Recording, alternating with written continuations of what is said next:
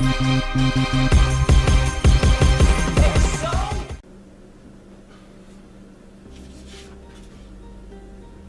hello Internet, and welcome to another episode of The Critics. My name is Tony Gonzalez. Today we are going to be talking about more Marvel films. I've been doing my Marvel review, we've been talking a lot about the different movies, and now we're just almost to the end. Today we're going to be talking about The Incredible Hulk, Ant-Man, and Spider-Man Homecoming. We're going to dig a little bit into all three of those movies, give my opinions on them. The Incredible Hulk, starring Edward Norton, came out in 2008 and was the second film in the Marvel Cinematic Universe. A lot of people forget about this movie because we never saw Edward Norton again. He was replaced by Mark Ruffalo in future films, and for some controversial reasons, but realistically he did a really good job in this movie. He had a very good demeanor about him. But when watching this film, even though they bring up Tony Stark and they talk about a couple other things, it really doesn't feel like an MCU movie because of the differences in it. In fact, it wasn't until Captain America Civil War that we even saw anyone from that initial film come back in any capacity or really even be mentioned to a fuller extent the way that was brought out with William Hurt. But this movie did have some really good casting. Edward Norton, Liv Tyler, William Hurt, Ty Burrell, Tim Roth, and Tim Blake Nelson. This movie had a lot of things writing on it. The Hulk movie that came out beforehand, the Ang Lee version with Eric Bana, was horrendous.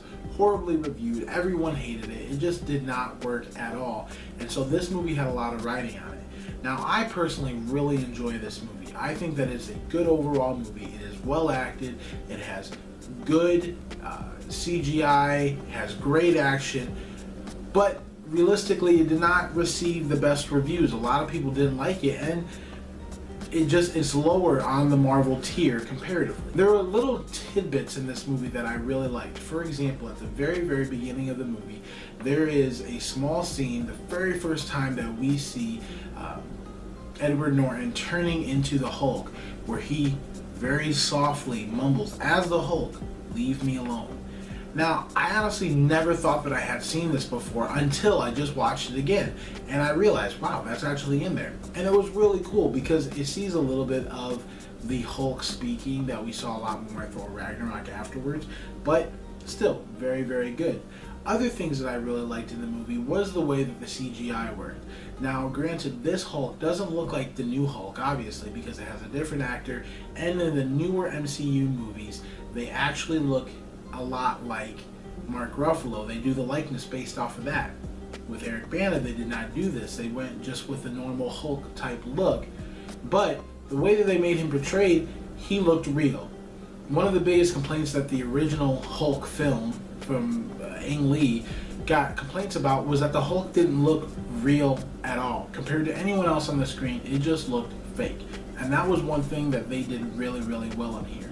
You really can't tell what is CGI and what is real because of how well it is done. Same is true with the Abomination, which is the main villain that Tim Roth plays. Now, he doesn't come into the very end of the film, but the way that he's portrayed is also very realistic for what's going on. There were a couple scenes where you can definitely tell there was CGI, little differences in shading and things of that nature, but overall, as a general whole, it is very well put together. And it also, I just really enjoy the way that they do the action, the way that they tell the story. They base it all off of breathing and how to take control. That's his biggest takeaway. Bruce Banner is that he's trying to control. He's trying to control himself to keep the Hulk from coming up, and then at the very end of the movie, seeing his eyes widen as he is now just accepting the Hulk.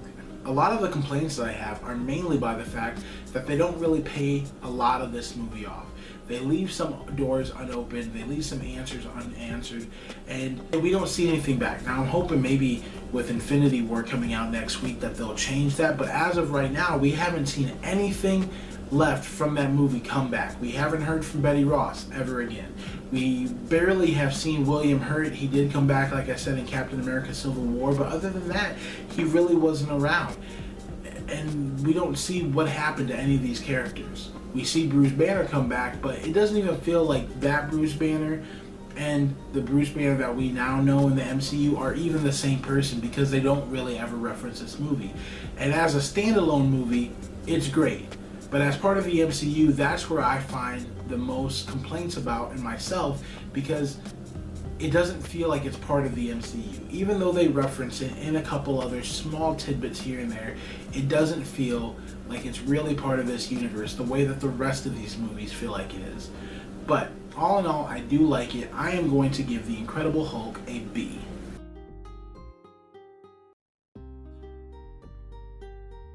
Ant-Man came out in 2015 and starred Paul Rudd and Michael Douglas. It also starred Corey Stoll, Evangeline Lilly, and Michael Pena, along with a few others.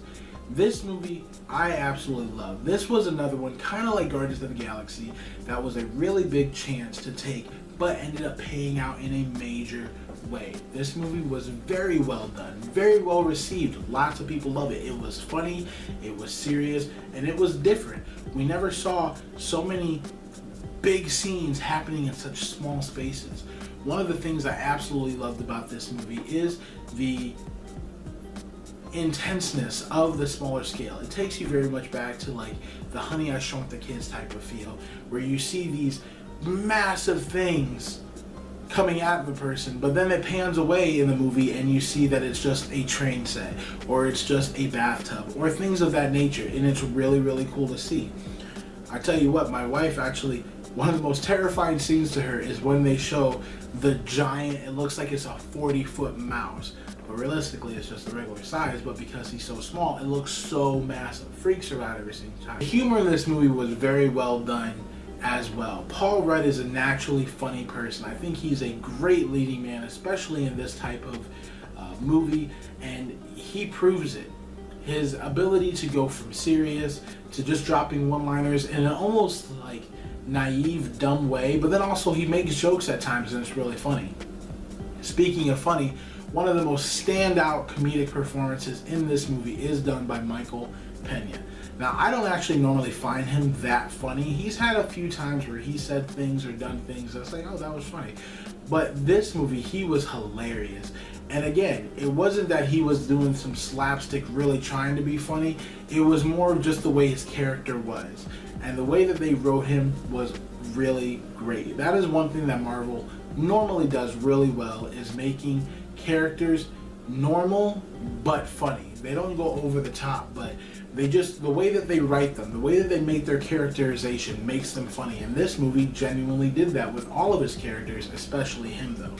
The action scenes in this movie were really, really well done as well.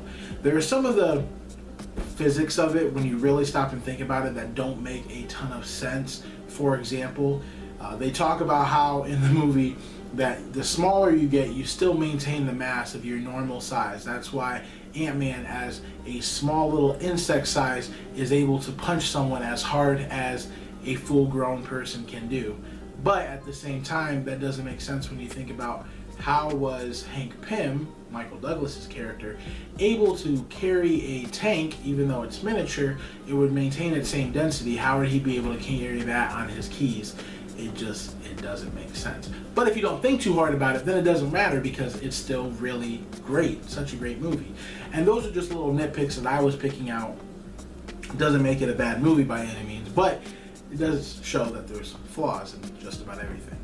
I really like the intensity of the going into the microverse. It's one of the few things that we'll get to hopefully see more of. I'm hoping there's another Ant-Man and Wasp movie coming out later on this year, and I'm hoping that they explore more into that, because that whole concept of going out of our normal realms of different universes and constantly shrinking into a never-ending shrinkability, things like that are super cool to me. I really don't have a lot of complaints about this movie. Like I said, there's some of the physics that's a little dumb. The villain in this movie wasn't bad. He just wasn't great either. He was feasible. For this movie, he was what you needed a villain to be. And I gotta give him credit for that. He wasn't a bad at all. There were certain points where you felt, man, this dude is psychotic. but he also wasn't like so crazy that you thought, man, this is one of the greatest villains we've seen in cinema. He was just there, and he did a good job. He didn't look stupid, he didn't act stupid, so I was fine with him. Overall, I really do like this movie. I'm going to give Ant-Man an A-.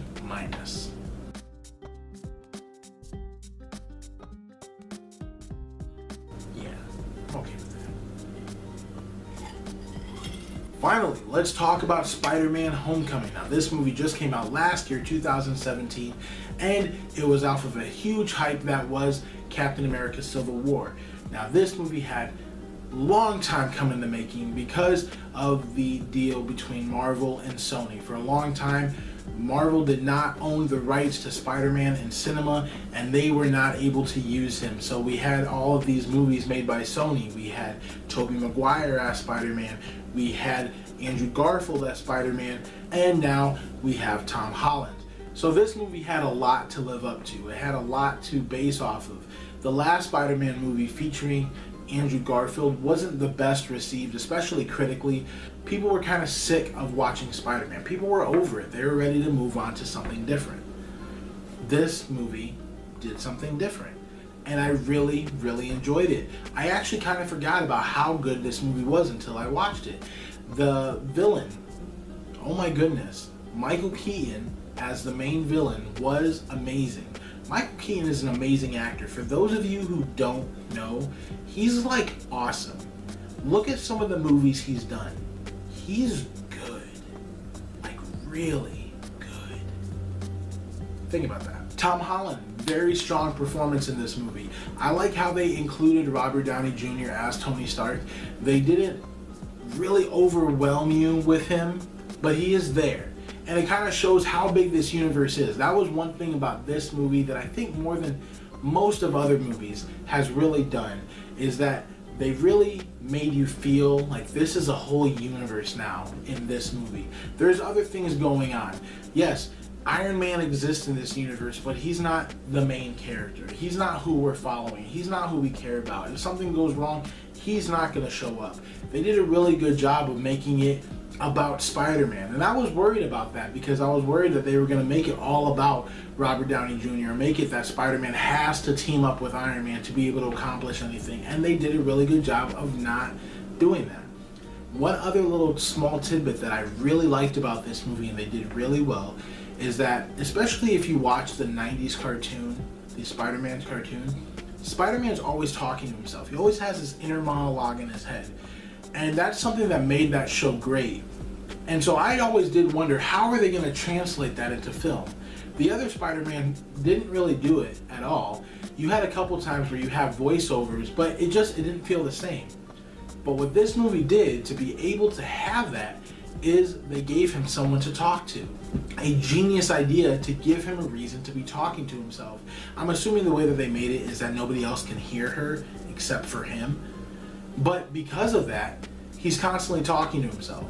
I love Tom Holland's performance. He is now officially my favorite Spider-Man, not only just because he looks the part a lot better than the other two, but he also got the intenseness of there's so much going on, but he has the quippiness. The way that he says his little one-liners as Spider-Man, that is ideal, iconic Spider-Man. That is what we've grown to love over the years. And I really loved this movie. I thought most of it was really well done. For me, and I'm one of the few, I didn't really like the whole super high school feel. This movie was supposed to be made almost like an 80s high school movie. Breakfast Club, 16 Candles, movies like that. It was supposed to have that feel to it. And I guess it did, but I didn't really like that myself. A lot of people loved that part about it, but I liked more of the superhero part of this film a lot better than the high school part of it. I wish that they would have just translated it a little bit better, but definitely a great movie. I am going to give Spider-Man Homecoming a B+.